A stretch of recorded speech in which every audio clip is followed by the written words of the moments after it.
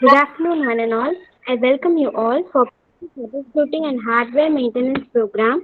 It's time to welcome the chairperson and CEO of Sri Saram Institution, Sri Satakash Liumuthu sir, Dr. A. Palnikumar sir, Principal of Sri Saram Institute of Technology, Dr. B. Sridevi, HOD of CSC Department, Mrs. D. Rajalakshmi ma'am and J. Pranavakarsa sir, organizers.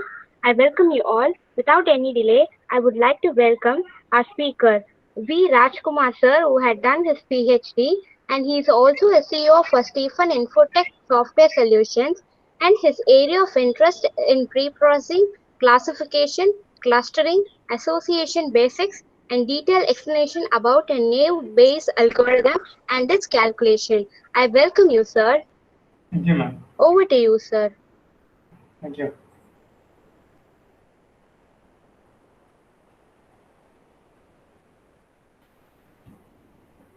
Okay, good afternoon, guys.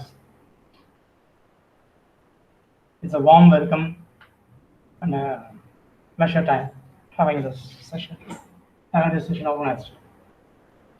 Okay, now let's don't waste your time.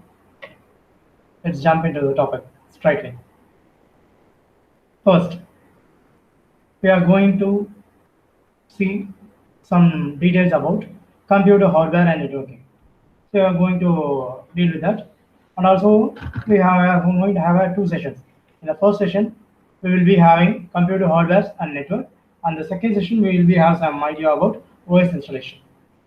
So first, let me explain what is hardware and what are the things we are going to see it.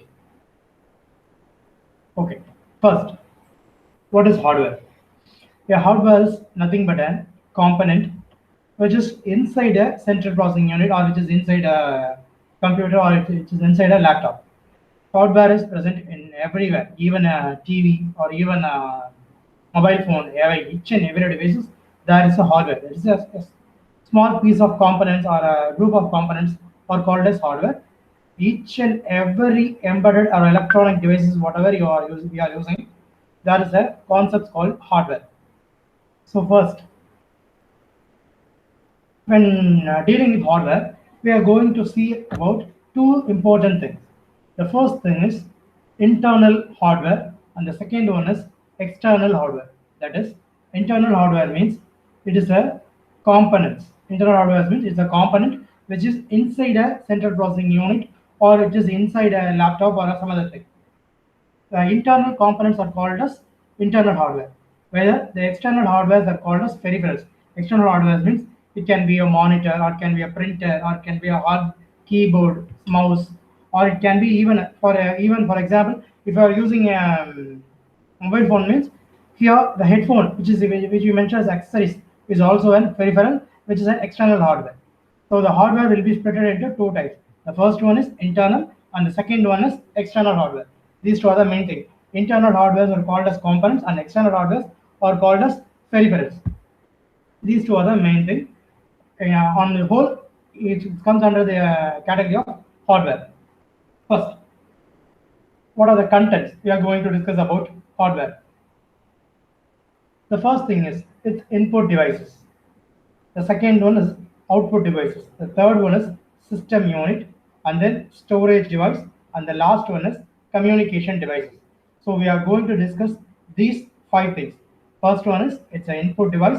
Second one is an output device. Third one is a system unit. Fourth one is storage device, and fifth one is also called as communication devices. These five are the main things under the computer hardware. These are the main contents which we are going to discuss later. First, let us see about the external component of the computer. So what is the external component? An input devices. For example, any peripheral used to input data to a computer, input data into the computer, or any devices which is used to give any input to the central processing unit or to the computer is called as input devices. There are various types of input devices. The first one is the keyboard, is the basic thing. The second one is mouse, or it can be a scanner, or it can be a joystick, or it can be even a touch screen monitor. If it is a touch screen monitor, you can touch the input, you can touch the screen and give the input. So even a monitor can be also used as an input devices. So these are the external component of the computer. And the external component, the first thing is input devices. Input devices here input is mentioned as keyboard, mouse, scanners, monitor, and joystick. These are the favorite devices which are given used to give inputs. The second one is computer hardware. The second one of the external component is output devices. What is the output devices here? Here, any piece of a computer hardware equipment which is used to communicate the result of the data or the processed data or the any activity which is called as an output devices. For example, any piece of a computer hardware or equipment used to communicate the result to the end user means it is called as an output devices. The best example for output devices is monitor. Monitor is the best example for output devices, and also there are some other devices also, which can be LCD projectors or it can be a printer also. Even a printer communicate with the end user about the results or about the data process or about the activity. It can be anything. So monitor, LCD projectors or printers can be classified as an output devices. And then another important thing is storage devices. This is a device that are used to keep information for future uses. Storage devices are mainly used to keep or store information.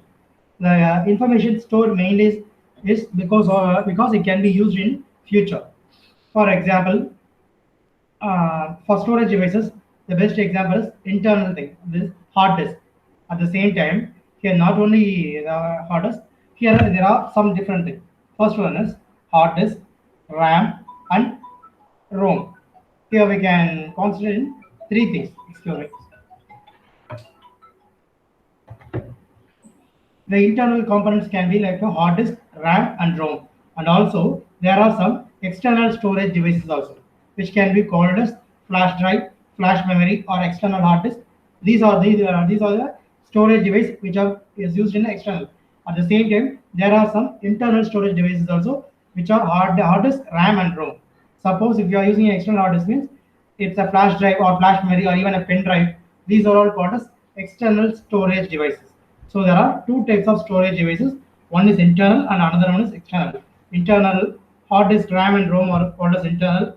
Pen drive, flash memory, or external hard disk. These are called as external storage devices. But when discussing about the storage devices, there is an important thing which is called as primary storage. That is a main memory or an internal memory. That is called as RAM, which is directly accessible to the central processing unit. RAM. RAM is a volatile memory which acts as a primary memory also, or it can be called as an internal memory also. This is the only memory which is directly accessible by the CPU. The hard disk or some other things which cannot be directly accessed by the CPU, it can be accessed through the RAM only. The RAM is the primary memory which can be directly accessible to the CPU. The secondary storages, which are the secondary storage is called as external memory or auxiliary storage. It is not directly accessible by the CPU. For accessing the secondary storage, we need a separate I/O channel which has to be used to access the secondary storage. The I/O channel will be monitored by the RAM. So this is the secondary storage. When we are discussing about the storage devices, the two main components, one is primary storage and the second one is secondary storage. When you are talking about primary storage means it's a RAM. The primary storage is the only memory which can be directly accessible by the CPU. Suppose if you are using an external memory or auxiliary storage, which is secondary storage, which can be called as secondary storage, the auxiliary storage will not be directly accessible to the CPU, but the CPU can access this accessible storage by using a RAM. That is, it will create an I/O channel which can be used to access the secondary storage. So what are the secondary storage? Secondary storage can be a floppy disk, which is an outdated thing. It's a floppy disk is also a secondary storage device. Hard disk is also a secondary storage. Optical disk, that is CD, or a magnetic tape. It can be a tape recorder or a tape. Some other things, the magnetic tape, flash memory, or a flash drive, that is pen drive, or a pen memory, pen drive, or a external hard drive. These are called as flash drive, which is called as a secondary storage device. All these secondary storage devices are not accessible by CPU directly. It can be accessed only through the primary storage. Primary storage is called as a RAM. So RAM is the main part when accessing the external storage. And the third one is system unit. So now we can see about system unit. What is a system unit? The system unit houses in a system unit in a CPU. There are four major things. First one is the motherboard. The second one is the power supply. Third one is storage devices, and the fourth one is I/O devices. That is input/output devices.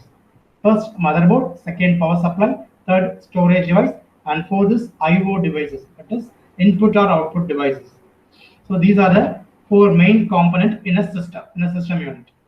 First, now let's have a look into the internal components of the system. Here I'm having a CPU. You can see it. I'll show it to you in a video. Yeah, I don't know whether you are seeing it here or not, but let's see it. So I'm having a CPU here. I have already opened the side panel. Here, this side you can see it. This is the back side of the CPU, and I have opened the side panel, and this is the front view of this CPU. Here I have connected my CD drive. There are power buttons, reset buttons, or some other things are here. So this is the side part of the CPU. I have already removed the cover to show it easily. So here there are various components. My first component is here. See it is. This is the upper part. Here it is. Here you can see a fan here. This device is called as a SMPS. That is, yeah, this is the SMPS, simple modulated power supply. This is the major component, and this is also a main component in computer hardware and networking. This SMPS is mainly used to convert the alternative current to the direct current. That is, in our home or in our college or in any other places, we are using only AC current. There is no direct DC current here. Whatever from TNEB, we are using the main current is 230 volt AC current. But all the components inside a computer or inside a processor, it's fully DC. It's not AC. All the components, including motherboard, hard disk, each and every component here, whatever is in the computer, is a DC component. All are electronics component. So electronics components 100% DC. There is no any AC current here. So first we need a circuit. The circuit will first the circuit has to be convert the AC current to DC current. So the SMPS takes that part. This SMPS first will here is the power supply. Here you will give plus 230 volt, that is phase, and then neutral, and then ground. You will give ground, phase, and neutral. These three will be plugged in here. When these three has been plugged into this SMPS, inside SMPS, there will be a step down transformer.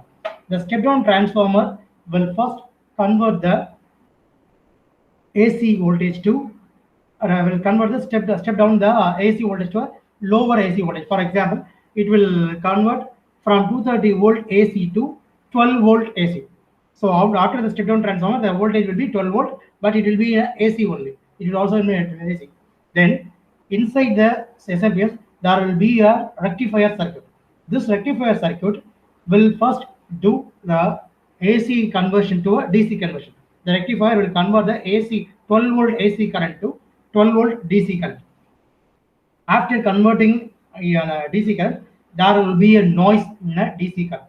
So to reduce the noise, there will be a filtering circuit also. But filtering circuit is mainly to reduce the noise which is available in the AC after converting a DC current. So here the filtering circuit will reduce all the noises, and there will be clear 12 volt AC. And at the same time, the 12 volt AC will be parallelly given to the regulator circuit. That is a 5 volt regulator circuit and a 3.3 volt regulator circuit. The 5 volt regulator circuit also here, and also there will be also a 3.3 regulator circuit also here. These regulator circuits is used to reduce the current from 12 volt DC to 5 volt, and also from 12 volt DC to 3.3 volt also. So there will be a bunch of wire from SMPS coming out. You can see it. These are the bunch of wires inside the coming out from the SMPS. Here you can see various colors here. You can see orange, green, black, red, yellow. There are various types of wires here. Each and every wires will have some different voltage here. For example, all the black wire here are called as ground. Each and every black wires and green wires are ground. Whether the yellow wire will have a plus 5 volt and the red color wire will have a plus 12 volt. So these are then plus 12 volt here will be, and the yellow will be plus 5 volt, and at the same time the orange color wire will be a 3.3 volt wires. All the orange wire which are coming out from the SMPS will be 3.3, and all the red wire will be 12 volt, and all the yellow wire will be 5 volt, and all the black will be ground. So these are the rectification and filtering circuits coming out from the SMPS, and these wires will only have a DC voltage. There will not be any AC voltage here. All the wire coming out of SMPS will have only a DC voltage, because all the components inside a computer is purely DC and purely electronic. So there will not be any AC voltage here. All this voltage will be a DC voltage, and each and everything is DC. First thing, suppose inside the SMPS itself there is a small circuit. Suppose if a SMPS fails, or if SMPS gets blocked, or sometimes the SMPS may get shorted also. Suppose if anything happen to the SMPS, means it will not work. So we can check the SMPS by using a multimeter. See, here I'm having it. I'm having a multimeter here. You can have a look. Here you can have its center will be off position, and there is a left side and right side. When you are switching into the left side, means you can see DC voltage. On the right side you can see AC voltage. On the right side you can see AC voltage, and on the left you can see the DC voltage. You can also see the symbol also. For AC voltage there will be a tilde symbol. For DC voltage there will be a straight line symbol. For DC voltage, I think the video will not be clear. If you have a multimeter and take a look at it, in the left side there will be always DC, and on the right there will be an AC voltage. Keep it ahead of yours to see the left, right, and you can see that if there is a tilde symbol, there will be a symbol V. For voltage there will be a symbol V, and nearby V there will be a tilde symbol. If there is a tilde symbol, means it's AC current, and the opposite side there will be a DC current. So opposite to AC there will be a DC. So now I am going to check it in a DC. For example, in DC there will be 2 volt, 20 volt, 200 volt, 600 volt. In DC itself you can measure up to 600 volts. So, but our SMPS will be maximum 12 volt only. So you can place it into 20 here, because we are going to measure only up to 12 volt. So I am placing it into 20 volt. After placing into it, you will have a 2 probes here. That is, one is in black color and another one is red color. The black color is the ground one, and the red color is the positive one. Suppose if you want to check the SMPS, means set the multimeter into the DC voltage and place it here. This is the black thing. So place any black in it. Just point to the black or pin it into it. Just pin to the black wire, and then you can test the orange wire.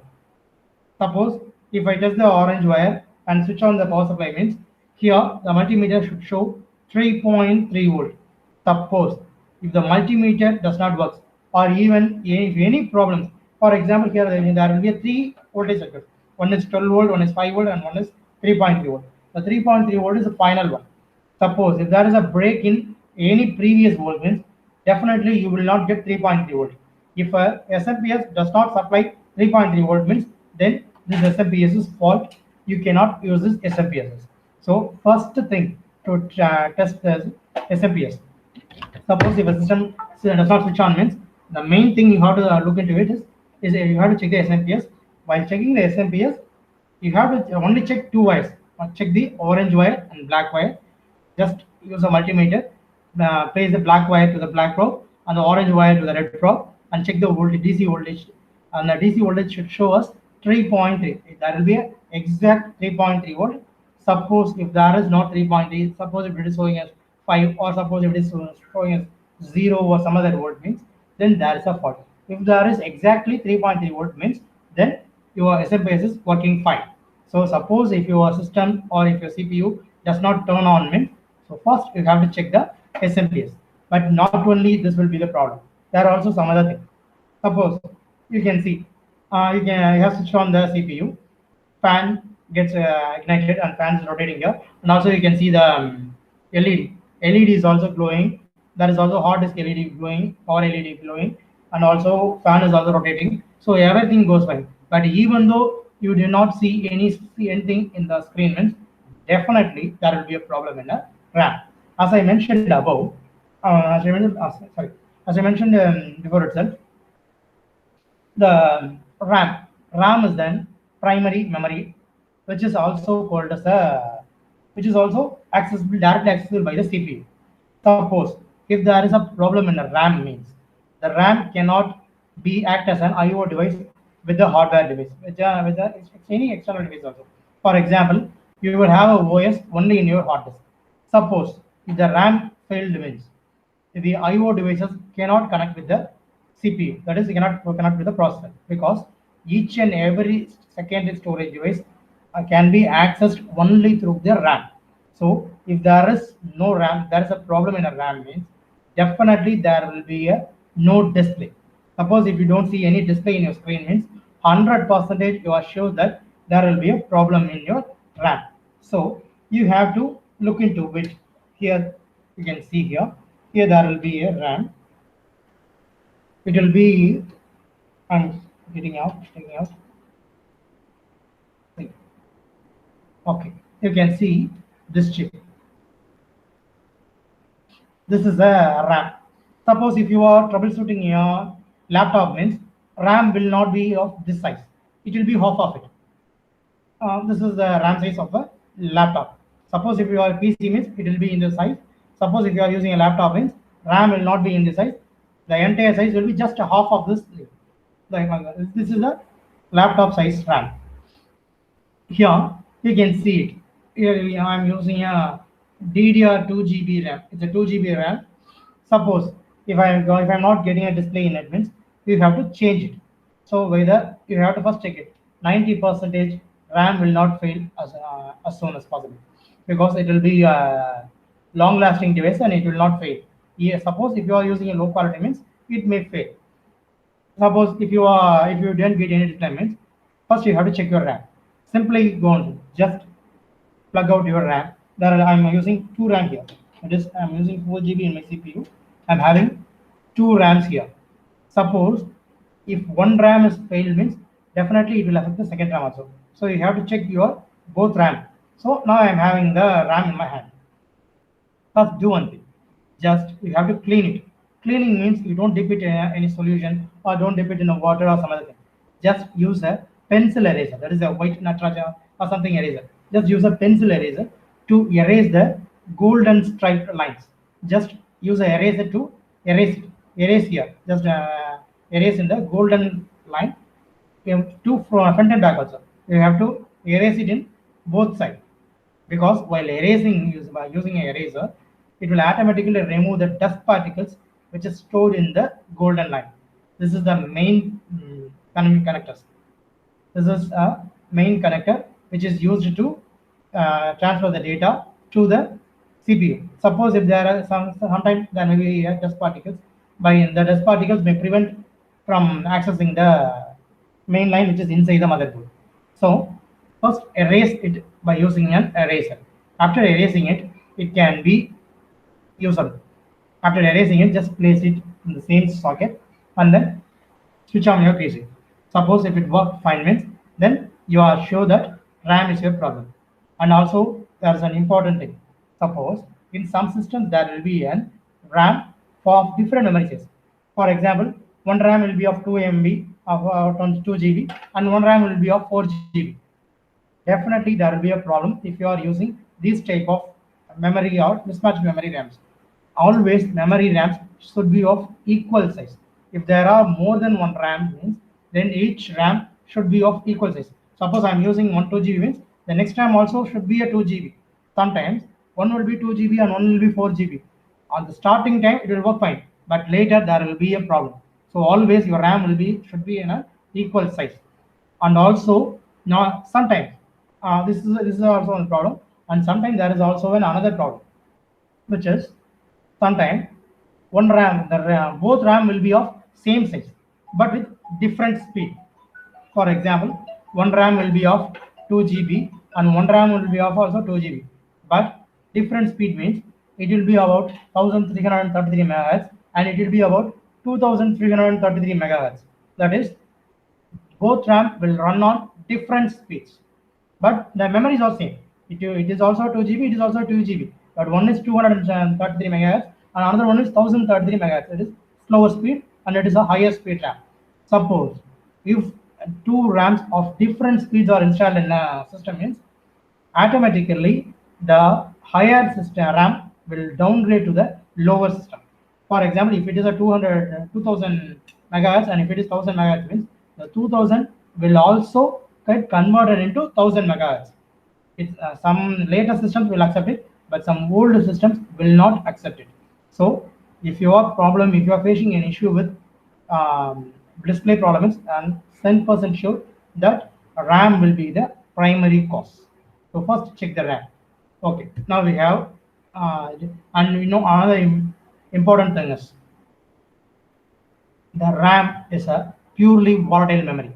That is, all the data stored in the RAM will be erased once the powers get down. The RAM, all the data will be in the RAM only till the power exists. The power is drained, means automatically the data inside get lost. It's a purely volatile memory. There's not a primary storage. It's not a permanent storage. It's just a volatile. It's a temporary memory also. It can be used to transfer the data from secondary storage to CPU and CPU to secondary storage. It's an interfacing bridge also. Here, look into it. This is the hard disk. This is the hard disk. I am using a SATA hard disk. This is a SATA cable. I am using a SATA hard disk, and this is the power cable for power cable. This is the power cable for excuse me. That's a dust. It's a power cable for the hard disk, and this is the SATA data cable for the hard disk. Suppose if you are using an old CPU, means this type of cable will not be there. There will be a 40 pin cable or 80 pin cable. It's a bus with a older technology. Those hard disks will have a 40 pins to communicate data to the processor or to the RAM. But the SATA type of cable will have only just a 4 wire. One is the plus 12 volt and another one is minus 12 volt, and the rest of two is one is transmitting line and another one is receiving line. Just we will have only 4 types of lines inside the SATA cable. Of the 4, 2 is power supply and one is for data transmission, one is for data receiving. But if you are using an old system, there will be a 40 pin cable which is outdated. Almost no one is using it nowadays. Each and everybody are using only SATA. Now even hard disks also they are not using now. We have arrived to a new technology called as SSD. Instead of HDD, now we are using SSD, that is solid state drive. Now even though in the latest system today we are not using even hard disk also, we are using SSD. The difference between SSD and hard disk are, the hard disk consists of various types of mechanical parts. For example, inside the hard disk there will be a motor, but there will be an actuator also. The motor will get rotated and the actuator moves across the disk to read the data. This is a mechanical component inside the hard disk.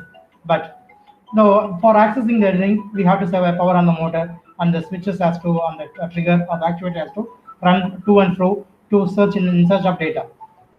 This is an existing technology.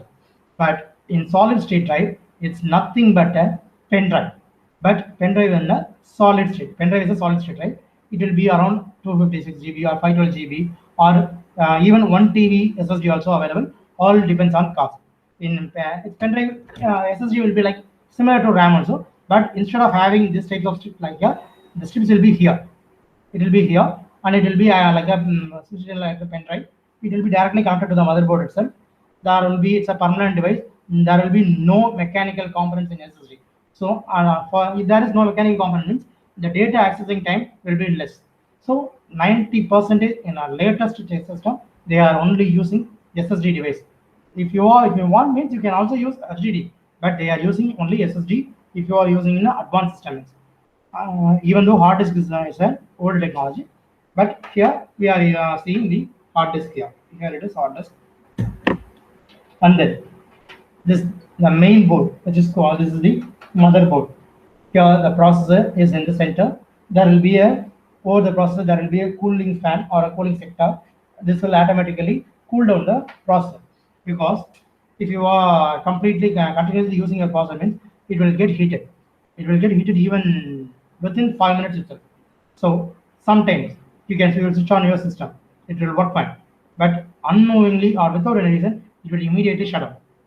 Suppose if again switching on, it means it will start down. It will work for 5 or 10 minutes. Within 10 minutes, it will shut down immediately.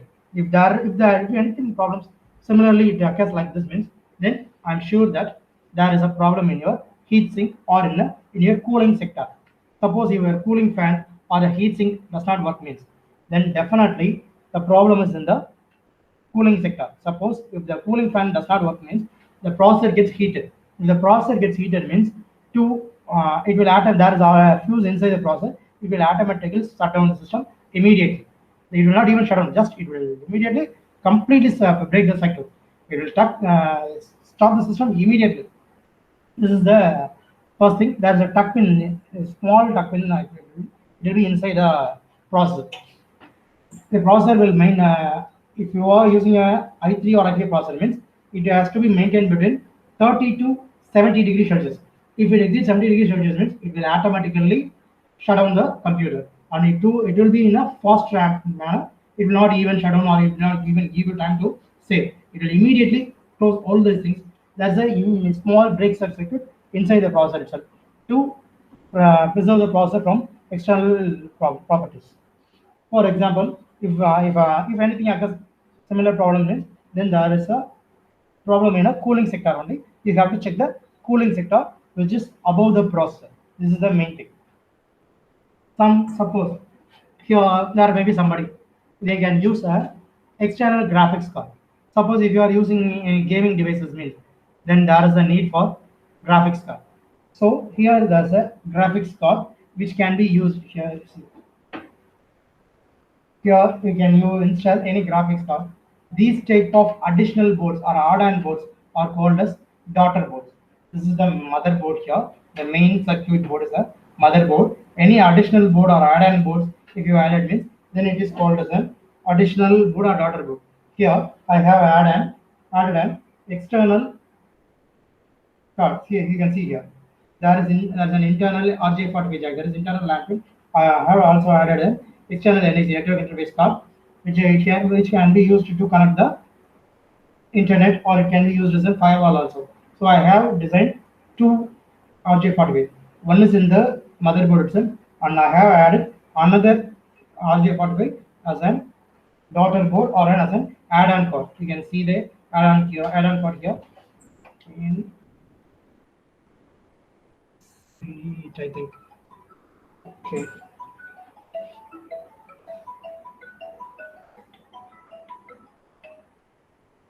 So this is the main thing, and then the same was here I'm using an optical CD drive, that is a DVD writer also I'm using it.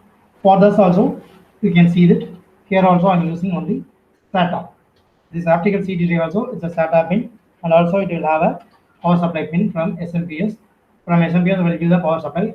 Here you can see 4 types of wires: red, yellow, and black, and also orange. 3.3 volt orange, red 12 volt, black 5 volt, and yellow 5 volt, and black is ground. So these are the output which is generated by the SMPL, and it will be plugged into the optical drive, and the same pin also will be plugged into the hard disk. And the SATA cable will be the data transferring cable from the hard disk to rings. Suppose the major part inside the thing is in the default by each and every manufacturer or each and every motherboard manufacturer, there will be a inbuilt default chip which is called as BIOS, that is basic input output system, which is a basic thing, or which is inside the motherboard itself. You can see it here. You can see it in the motherboard itself. There will be a BIOS. In the BIOS, there will be a program, that is a read-only memory. It is a BIOS is a read-only memory. There is a program which cannot be erased or which cannot be updated. It's already once written means it's written only. It cannot be even changed or updated. It's a permanent program, which is called as a read-only program or a ROM. There is a BIOS here. The BIOS is a ROM memory. In this BIOS, there will be some basic commands. For the basic commands to switch on the power system or switch on the system, to read the hard disk, to read the RAM, to read the processor, and to just check it out whether the system is working or not. All the basic needs will be in the BIOS, BIOS program. There are various types of BIOS. One is Avard BIOS, another one is Phoenix BIOS, and there are a couple of Avard and Phoenix BIOS also. There are various types of BIOS, and according to BIOS, there is also one important thing which is called as sound codes, that is beep codes. Some BIOS has a unique procedure of detecting a problem by using sound. Suppose if you are switching on your system, suppose if your processor is not working means, then your processor, then the beep sound will be in a beep. In a, for example, there will be a beep and then 2 seconds gap, and then there will be a beep and then 2 seconds, then there will be a beep. This is the pattern. Suppose if you are having problem with your RAM means, then there will be a continuous beep without any break. Suppose if you are having a problem in your RAM. Suppose if there is a problem with your hard disk means, then that's a separate code. So each and every problem will be identified by a sound code. These sound code will be programmed inside the BIOS itself. It's a predefined program. It cannot be changed. It has been written from by the company itself, by the manufacturer of the board, by not by the OS or not by the any other thing. If it's manufactured by if the program written is here by the manufacturer of the board. For example, it can be a Intel or it can be a Zebronic or any company. Each and every company, there will be a BIOS systems installed inside the motherboard. On the BIOS, based upon the BIOS system, the sound code make it varies. So first, if there is any problem or if you are hearing in sound means, you have to download the data sheet of the particular model for example, each and every motherboard there will be a separate model. First, you have to look at what is the model of the motherboard. Based on the model, the beep code varies, and also you have to check the BIOS version also. For example, the model will be same, but the BIOS version may get updated. One may be 1.2 version, and another may be 1.3 version. So you have to check the data sheet for BIOS and also for the model number of the motherboard also, so that only you can get the exact beep code. So now you can see some other things. See here. Another important thing is here you have some USB ports here, and also you will have a headphone jack or mic jack here. These things are in a ATX cabinet. This is called as a ATX cabinet. In the cabinet, you are having a two USB ports. These two are not directly connected to the motherboard, and this is not the onboard USB. These are the additional ports. Here you can see some USBs. These USBs are on board. These are directly connected to the motherboard. But these USBs are additional. These are not directly connected to the motherboard. These are additional board. These are all connected by using the cables. Here, see. Here I'm having a cable. See here. This is the cable. This cable only connect the front USB to the motherboard. These are all not on-board devices. Here, these USBs are on-board. These are all directly connected to the motherboard. It will be directly soldered inside the motherboard itself. But the USB port, which are all connected to the cabinet, is connected to the motherboard by using this cable. This is the cable will be the connecting device. It will be connected to the motherboard. And you don't worry about this thing also. You just have a lens in your hand and go through it. You can easily find the port here, because while connecting it, here there will be written as USB 1 or USB 2 or F panel USB. Suppose front panel USB means F panel USB. definitely in your motherboard there will be a printed circuit for USBs. So if anyone has been wrongly described, it means just have a lens and look into it whether there is an any USB or front panel USB means just get the wire and easily plug it in. And another important thing in computer wiring is you do not know much about this. You cannot wrongly insert it. You can insert only in a single position only. You cannot insert it reversely or you cannot insert upside down or some other things. You can only install in a single position only. Suppose if you are twisting it and installing it means it will not get inserted. If you are inserting it correctly means only it will get inserted. So you don't worry about the wiring. It is very easy and you do not worry about this also. So it's very easy. So never worry, don't worry about anything. And another important thing is a battery which is inside the system. There will be a small battery like a 1 rupee coin. There will be a small battery which is called as bias battery. The main work of the bias battery is to store the date and time. For example, you will set the date and time, and after switching off or you're completing power offing your circuit, you have completely switched off your circuit even though you have plugged out from the socket itself. After 1 or 2 hours, you are again plugging it means the time will be correct manner. All because of the memory used by the bias battery. If there is a problem in your bias battery, then definitely there will be a problem in your date and time settings. And also, the bias battery is the process which gives the power to the bias systems. Suppose if there is a password in your bias means, if you want to bypass it or if you want to remove the password means, just plug out the battery from the bias and then switch on it. Automatically it will bypass the bias password. That is not the OS password. There is a bias password also. If there is a bias password, means you can easily reset the bias password by using the jumper here and also by disabling the battery. Also, you can bypass the bias password.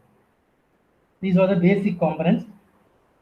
When you are kind of seeing about the computer, these are the basic internal components. One is okay. Now let's see some theory about the motherboard. The motherboard is a main circuit board in the computer that contains ports, and then the motherboard will be have a installed processor in it. At the same time, there will be expansion slots or additional circuit. Like I said before, this is called as add-on board. The add-on board can be a sound card, or it can be a graphics card, or even it can be a modem also, internal modem also. These are all some add-on cards which can also be used in the expansion slots or add-on slots. These types of cards can also called as a daughter boards. The motherboard is a main processor, main thing in the circuits, and then the power supply unit, which is called as a SMPS, which converts the AC current to DC current. So there will be a lot of cables coming out from the SMPS, and there will be a cooling fan inside the SMPS to reduce the heat. CPU, central processing unit. Central processing unit is the brain of the computer, which follows the instruction of the software or the OS, or it manipulates the data according to the information or instruction. The control unit consists of an ALU, that is an arithmetic and logic unit also. What are the operations of the CPU? First, control units, which decodes the instructions stored in the CPU and carries the instruction.